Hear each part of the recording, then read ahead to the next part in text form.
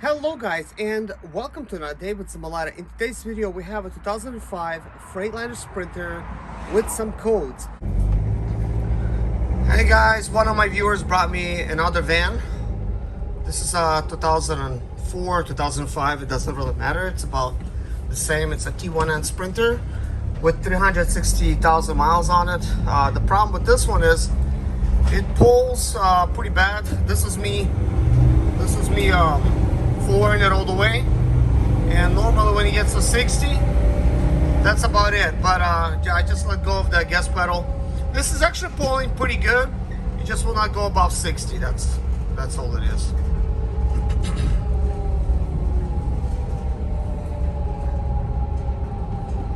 Let's see. I'm gonna close my window. Let's get it out on the highway and see what it could do.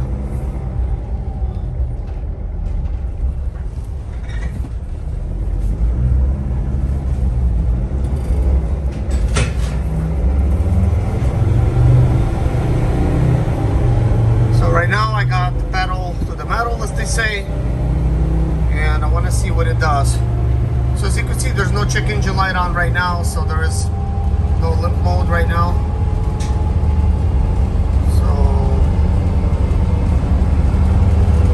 So it wants to go above 60 because the limp mode apparently is erased, because the customer did not drive in this van. They had it, they towed it themselves. They have a company where they could do that. So this is not a huge problem. This is some kind of boost leak or something. So I'll have to trigger the limp mode in order to find out more. But at least right now it's not actually triggering limp mode. And when that happens, the problem is not as big. So it's going to probably show itself more like in the mountains, where it requires a lot of boost, and then it's gonna start leaking a little bit more. So I think this one might be like one of those things. It's either going to be an easy fix, or it's gonna be something that's gonna be hiding in the shadows, and it's gonna be hard to catch. But I do believe this is just a small boost leak somewhere. We'll find it. And there it is. I'm back basically right now flooring it all the way down. And this is just like a few minutes later, and right now it does not want to pull at all. This is all it's doing. So I'm gonna find a spot to pull over. I'm gonna try to rev the RPMs, see where we at. I mean, this literally was driving good, and all of a sudden I parked it, started taking off, and then boom, it does not want to pull anymore. So let's see. So we're gonna put this thing into park. We're gonna rev it. Right away we could see that it does not want to go above 3,000 RPMs. So we are at limp mode, but as you can see, no check engine light. But I'm sure it's already triggered. It's at least in memory. But other than that, man, this van is like perfect. I mean, there's no other lights on the dash at all. I am really quite surprised.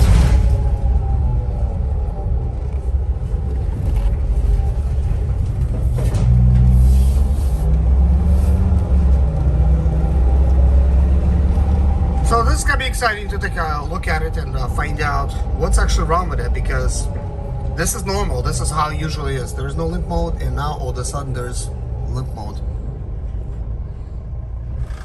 So this is what we got so far. I just popped the hood open over here on the side of the road. The customer is about to be pulling up. This is him driving right there. He brought it with his trailer. But we want to hear the sound of the engine first. And I could already see this curved rounded pipe. It's a little dirty. There's a good chance there's a leak there.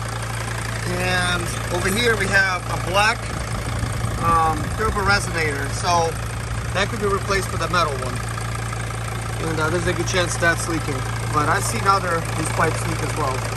So let's take a look at the codes, and then we're going to see how it's running and try to diagnose this issue.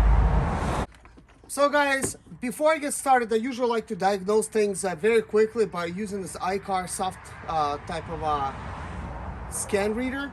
Now I'm using the one that's a CR Plus. I recommend that you use like MB2 because this one reads all vehicles, and since I mess with all type of vehicles, I like to be able to just use the same tool for everything. But the reason I don't have an MB2 because I actually do have a star diagnostic system, and that allows me to work on any Sprinter. So let's read these codes and see what they are. So we're gonna put well, first we're gonna turn it off. We're gonna plug this in.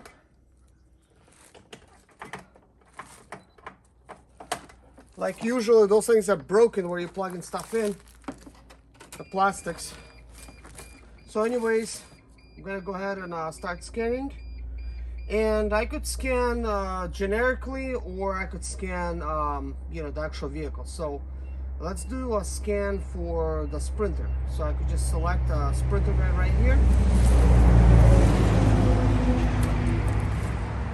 So usually on the Sprinter one, it does not give me any definitions.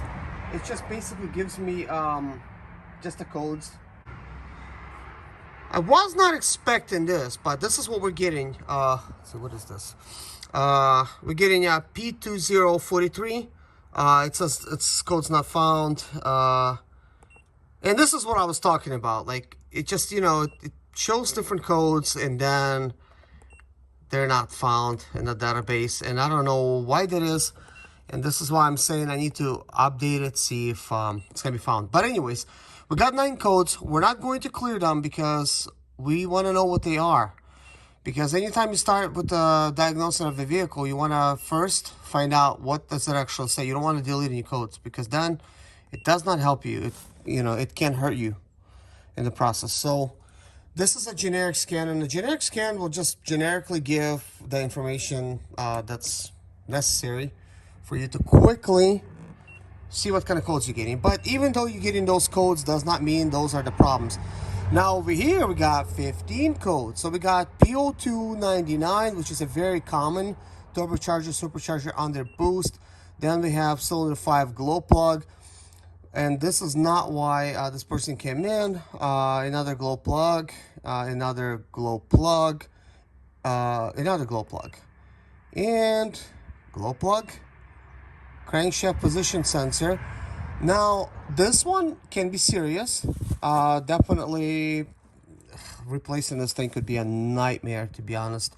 I just had a buddy of mine replace a crankshaft position sensor, and where it's located right there, kind of like where the engine is and the transmission, that thing just broke off and went inside because they're plastic and you have to remove the whole transmission. So this is something that you need to kind of think about. So we have a camshaft position sensor. We have a turbocharger, supercharger under boost, again, P0299. Cylinder 5 glow plug, cylinder 4 glow plug, cylinder 2 glow plug, and again, okay, camshaft. So we're getting a lot of these codes. So now that we have them, you could see that we do on the video, and I could always screenshot the video to get these codes. The very first thing we're going to need to do is we're going to need to escape, and we're going to go ahead and delete these codes. And by the way, I want to show you how it was driving before I deleted the codes, before I even read them. So I'm going to show you that right now. Well, actually, I'm going to show you, yeah. So anyways, let's go ahead and start the vehicle up.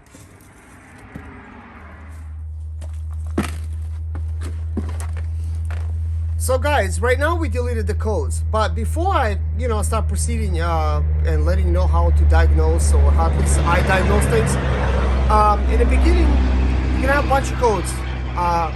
Some of these codes might be relevant, some of them might be irrelevant. This is why I call some of those codes noise.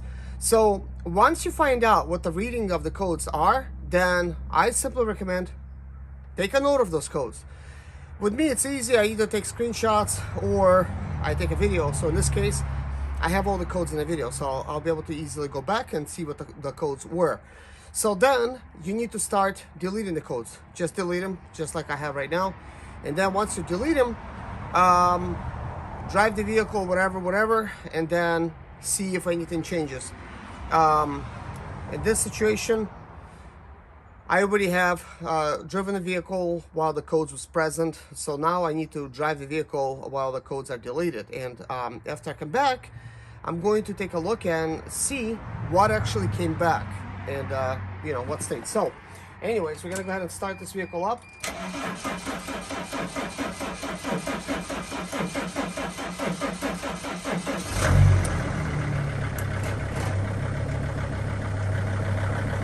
Interesting. Okay. It's not even cold out. We do have a lot of glow plug codes, but the interesting thing is there's nothing on the dash. As a matter of fact, if I remember correctly, when I was driving this, with all these codes present, there was nothing on the dash. There was no check engine light. So, but I will show you that video in the very beginning of, well, you guys already seen it. It's in the beginning of the whole start. So this is why I like to record these type of videos before and after. That way it's like there's no confusion, because I do like a lot of different vehicles, and you don't know what was on this one after that one, you know, by the time you service like a bunch of them, and it's kind of easy to forget. But anyways, we're gonna go on like a little test drive, see what's going on, and come back. Before we go on a test drive, I'm just gonna quickly walk around. We're gonna see it, we're gonna look at it, smell it, see if we catch anything.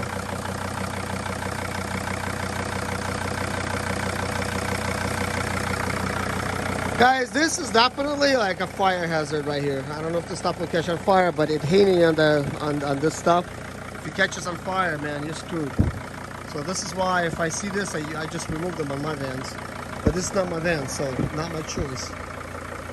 Now this is really cool that they did that with the metal thing right here. So you could easily connect a tow bar and tow your vehicle, which is good.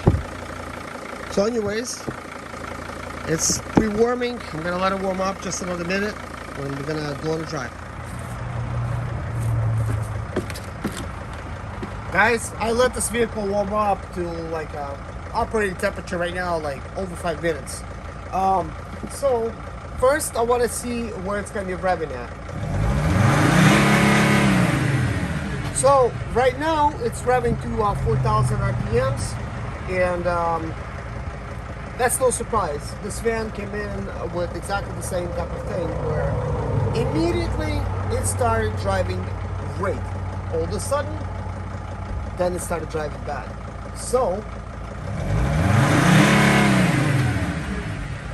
now let's take it on the test drive. Oh gosh, I cannot speak today. So guys, let's take this van on the test drive.